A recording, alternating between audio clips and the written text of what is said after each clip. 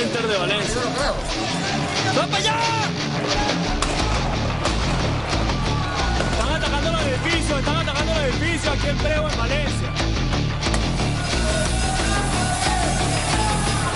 Amenazas, algunos dicen de bomba, de algún tipo de artefacto explosivo que puede acarrear inseguridad en algunos shoppings. Posibles amenazas terroristas a 2 centros comerciales. La Dirección de Inteligencia Criminal del Ministerio de Seguridad ha emitido una alerta tras las amenazas del grupo terrorista Ansar Dine, que estaría vinculado a otro grupo terrorista ya conocido por nosotros, que es el de Al Qaeda. Se ordenaron tareas de prevención a la Policía Federal, a la Policía de Seguridad Aeroportuaria, a la Metropolitana, a la Bonaerense, a la Gendarmería y a la Prefectura. Hasta el momento es Abasto y Unicenter, y no se descarta la posibilidad de que puedan ser otros shoppings también. Esto ha generado luces de alerta en estos puntos de referencia visitados por miles y miles de personas. Algunos comerciantes que trabajan aquí en el shopping nos han informado es que sí, a lo largo de las últimas 48 horas, han visto personal de civil que pertenecería a los servicios de inteligencia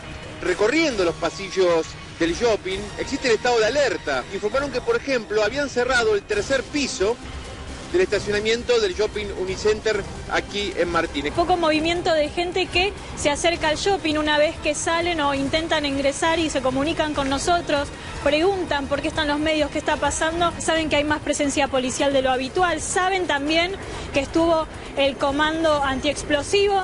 Y la verdad es que la mayoría de la gente que se acerca y se pone en conocimiento de esto decide no entrar. Hasta el momento de todos los análisis que hemos realizado a partir del importantísimo cambio de información internacional que hemos realizado por una cuestión de criterio común y además porque así lo ha ordenado el juez, este operativo va a seguir por las próximas 24 y 48 horas.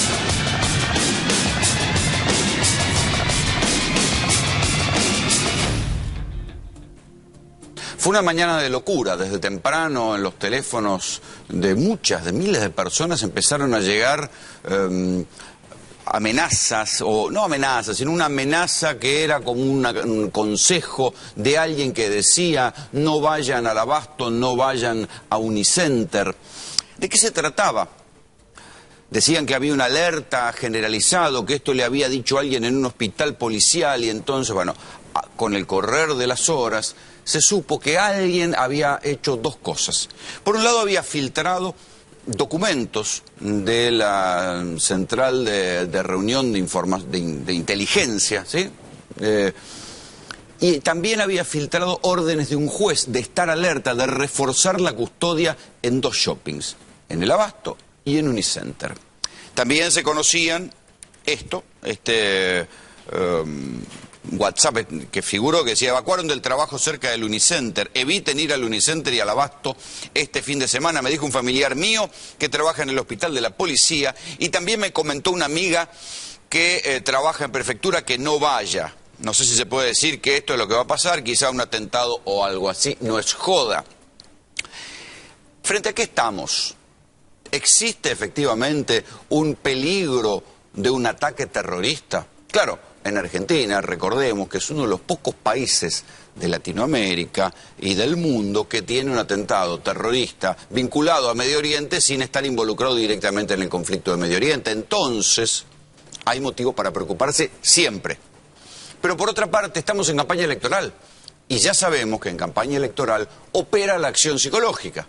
Y si no, pensemos en las coincidencias que hay cuando llegan las elecciones. ¿Sí? Algunos de nosotros nos acordamos de que en algún momento en la Argentina, antes de una elección, en tiempos del gobierno de Raúl Alfonsín, hubo amenazas de bomba a repetición en escuelas y en lugares públicos. Otros sabemos también, o recordamos, que lo que pasó la semana pasada con la denuncia justo antes de la primera vuelta de una inmensa red de gente con teléfonos pinchados que hicieron las diputadas Bullrich y Alonso, coincidió exactamente con una tapa de Clarín de hace un par de años, justo también antes de las elecciones. Y yo le decía: muchachos, esto es incomprobable. Con el tiempo se va a demostrar que la supuesta red de gente a quien el Estado, a través de la Agencia Federal de Inteligencia, le había pinchado los teléfonos, se va a demostrar que no existía. Es más, en el mismo día o el día siguiente, le hicieron una prueba al teléfono de León Arslanian, uno de los que supuestamente le habían pinchado el teléfono, y la pinchadura no existía, con lo cual todo eso rápidamente se desinfló. Y si ustedes piensan, nadie más habló del tema. Después vinieron las elecciones, ya después nadie habló, y seguramente con el tiempo la causa se cerrará sin pena y sin gloria, como tantas de las excursiones de pesca que hay en la justicia federal. Por si no se acuerdan, excursión de pesca es lo que es el mote que le puso el juez Freiler, el camarista Freiler, a esa costumbre que tienen algunos legisladores de, porque se enteran de una noticia, van a la justicia federal y dicen, investiguen, a ver si es verdad. Claro. Una cosa es una noticia cualquiera y otra cosa es algo que tenga los visos de seriedad como para convertirse en una denuncia y merezca una investigación de la justicia federal. Con esas cosas no se debería joder, pero se jode mucho en la Argentina.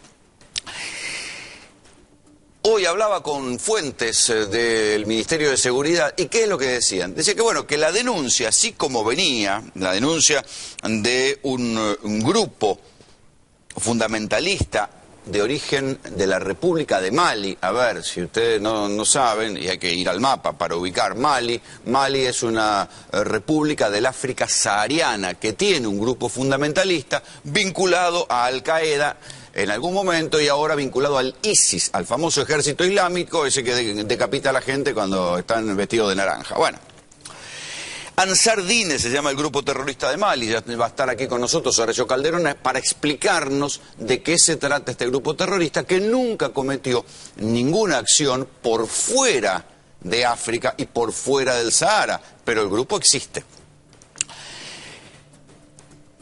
También hay que decir que uno de los shoppings pertenece, su dueño es un claro representante de la comunidad judía en la Argentina, ¿sí? El Abasto pertenece al grupo IRSA, Eduardo Elstein es un señor que se enorgullece de su pertenencia, digamos, a la comunidad judía, a la rama más ortodoxa, y entonces uno puede decir, bueno, exactamente es verosímil porque iban contra un objetivo judío.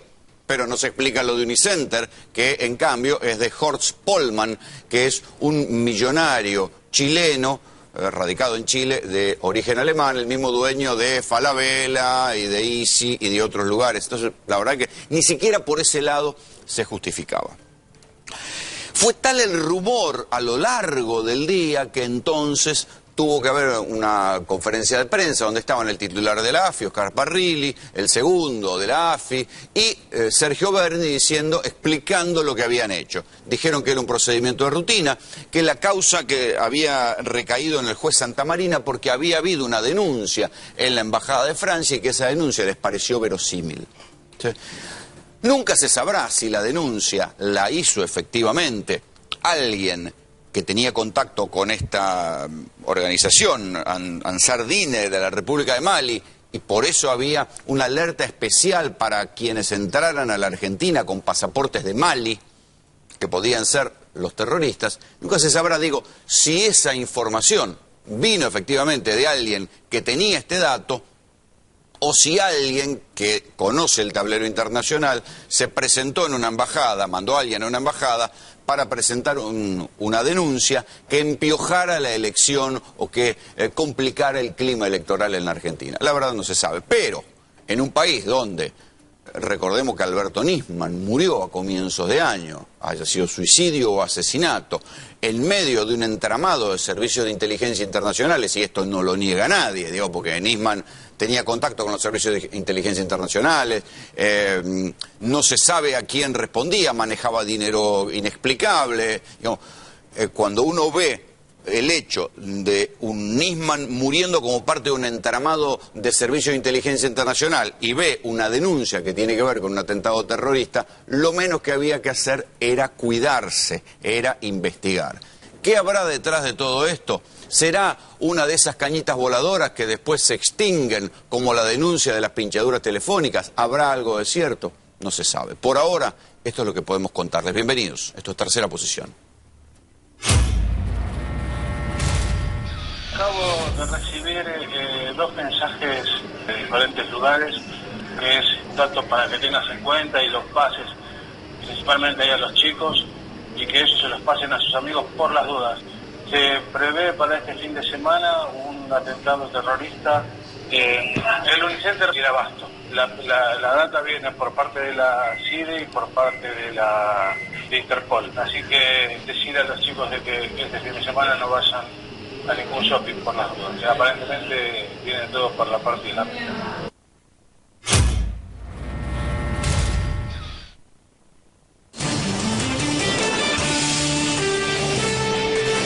Lo que contábamos antes, hubo durante todo el día una especie de locura, porque claro, ¿quién no ha visto a través de las cadenas internacionales las escenas de atentados en centros comerciales? Son una pesadilla, y son una pesadilla de los últimos años. ¿Podía pasar algo así en la Argentina? En la mañana de hoy hubo mucha locura. Empezó a través de la filtración de un documento verdadero de la Justicia Federal, llamando a reforzar las alertas en migraciones y la custodia en 2 shoppings, y luego esto se viralizó con otros mensajes de gente que estaba muy preocupada.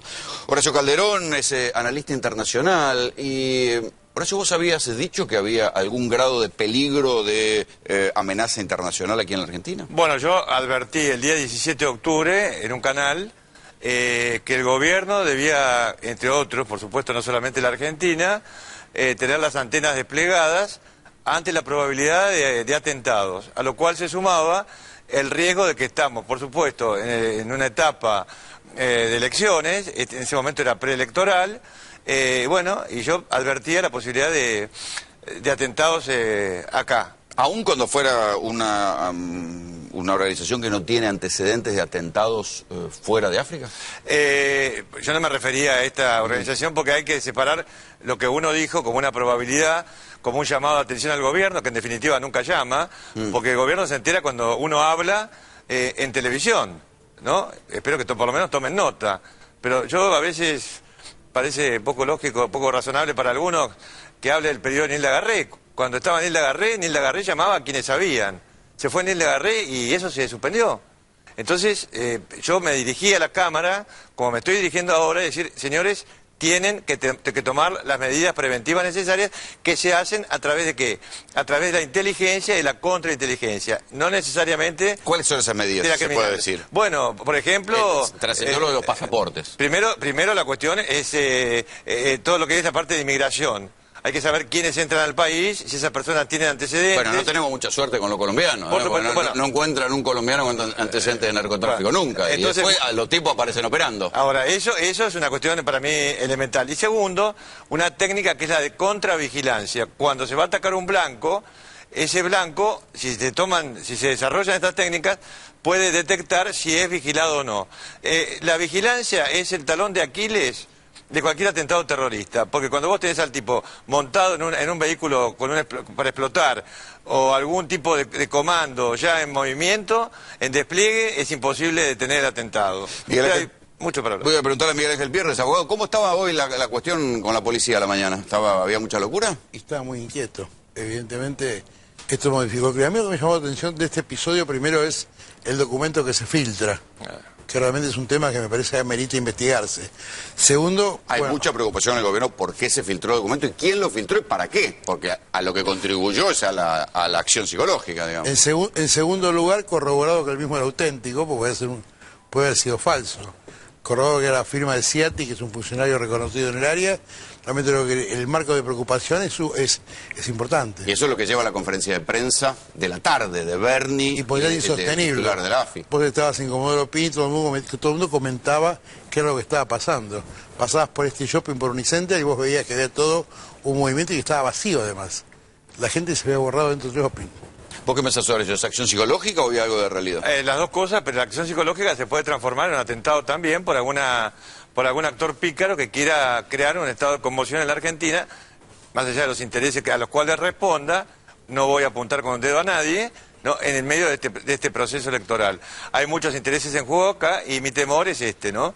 Pero lo principal es la prevención. Pero acá, yendo a la información en bruto que hemos tenido, vos lo decías, Rolando, esta organización, Harakat Ansar el Din, que significa haber movimiento de defensores de la religión, es una organización de tuaregs, que son una etnia, una tribu del desierto, que yo dudo que sepan... Suena exótico, digamos. No, dudo que sepan que es la Argentina y que la Argentina tiene un lugar que se llama Unicenter. Yo investigué, hace 5 años, analicé una amenaza que supuestamente era de Al-Qaeda contra una firma americana en la provincia de Buenos Aires. Habían pegado a las paredes eso, una conmoción no pública, esto no tomó estado público, yo mandé al exterior, me determinaban el dialecto de la amenaza, y en definitiva yo lo que dije que esto era una cosa, entre comillas, trucha, usando términos poco académicos. Pero lo que dijo el doctor Pierri tiene razón acá, yo creo que acá lo más importante de todo esto, el dato, es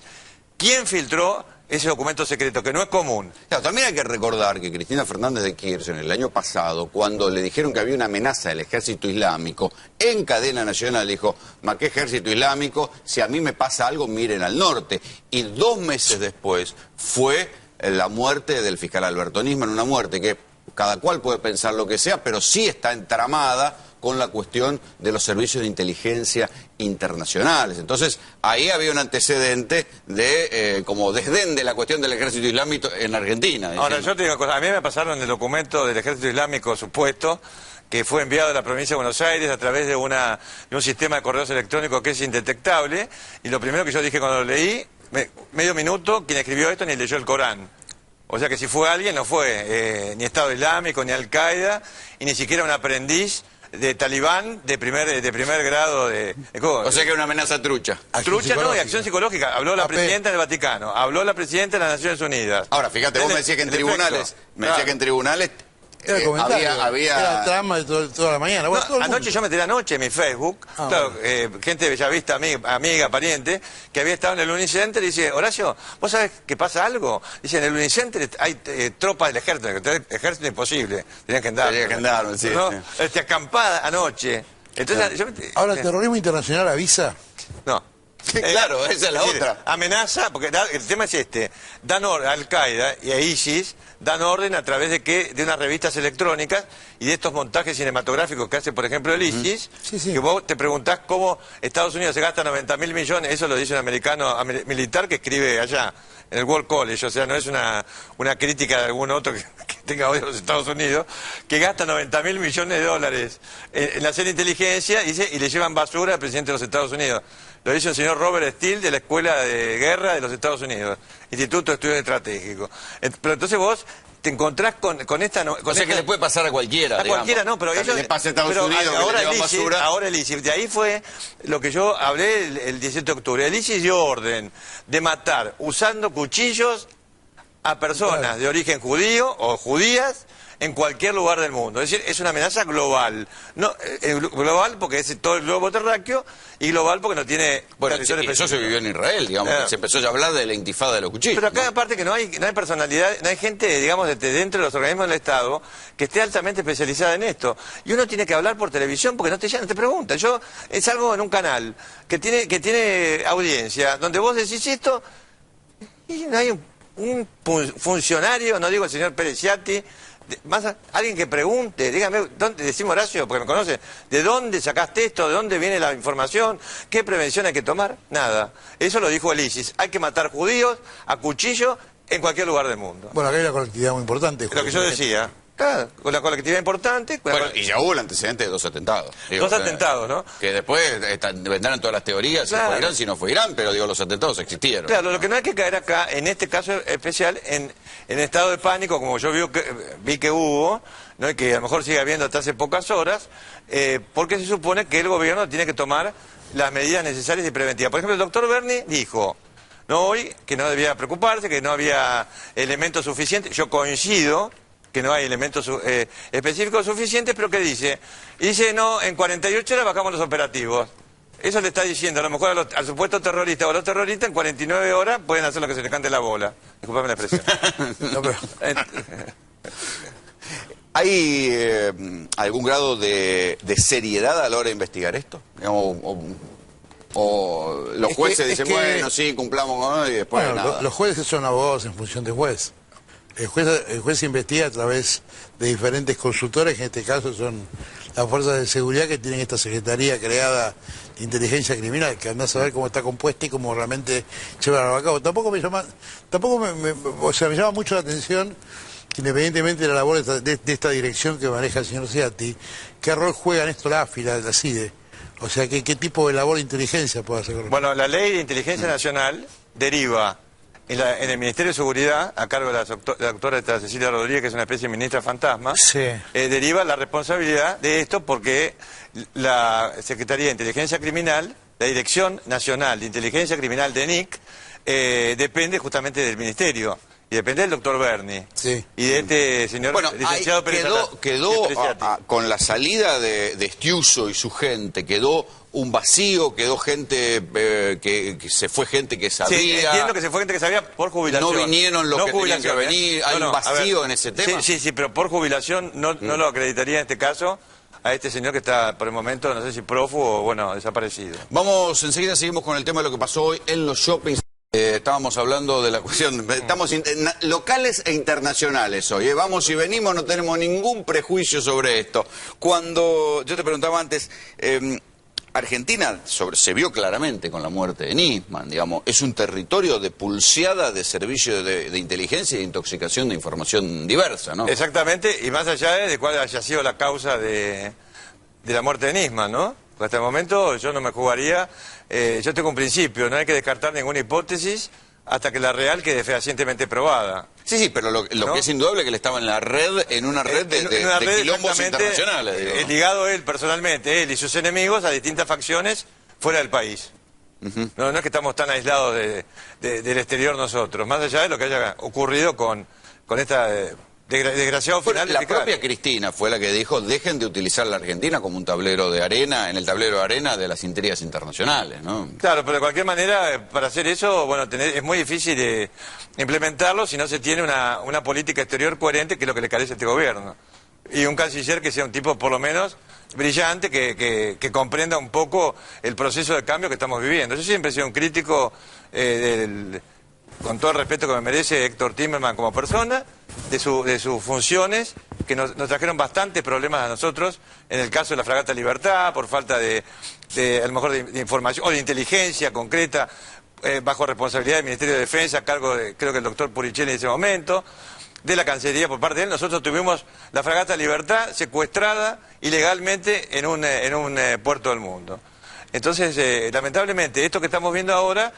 que yo lo anticipé el otro día y no hace falta ninguna bola de cristal, hay que leer... ¿Vos por qué lo anticipaste? Porque yo leo permanentemente y consigo traducciones, aunque sea en línea, de las cosas y las órdenes que están dando organizaciones como el ISIS y Al-Qaeda. Entonces, si el ISIS ordena que se asesine judíos a cuchillo en cualquier lugar del mundo, bueno, ¿cuáles son los principales lugares donde hay judíos? Bueno, uno de ellos es la Argentina, el séptimo lugar reconocido por la importancia de su comunidad judía. Escucha, y además, como decía el doctor Pierri, tuvimos un 1992 y 1994 relacionado a la crisis del Medio Oriente. No importa, a ver, yo sé que para mí siempre, yo no cambio, digamos, de actor responsable, para mí uno fue Irán y el otro es el Hezbollah, que luego los quieran canonizar por razones de intereses geopolíticos internacionales, es otro tema. Para mí... y además no hay que descartar la cuestión del Papa, que el Papa sí está amenazado por el ISIS, y es argentino, digo, hay algún grado de... Hay todo, además hay un tema que es concreto. Y lo que yo digo es, cuidado, no tiene sesgo ideológico, es exclusivamente profesional. La Argentina giró de una posición, digamos, contraria a Irán, a firmar un memorándum de entendimiento que nos puso un poco en el tapete, en la superficie de las noticias internacionales. Dada la guerra a muerte que hay en este momento entre dos secciones del Islam, dos facciones del Islam, la chiita y la sunita, con sus respectivos extremismos, no hay que descartar que lo que está ocurriendo en la Argentina con Irán, con el caso AMI, todo eso pueda llamar la atención o haya llamado la atención de movimientos terroristas de la rama sunita, como es el caso de Al-Qaeda, como es el caso de ISIS. Pero ahora Estados Unidos se amigó con Irán, ¿eh? Por eso estamos de la luna de miel, entonces está todo el tema. No. Pero yo creo que la Argentina firmó el memorándum de entendimiento con Irán con el guiño de Estados Unidos. Obviamente. Horacio, muchas gracias por favor.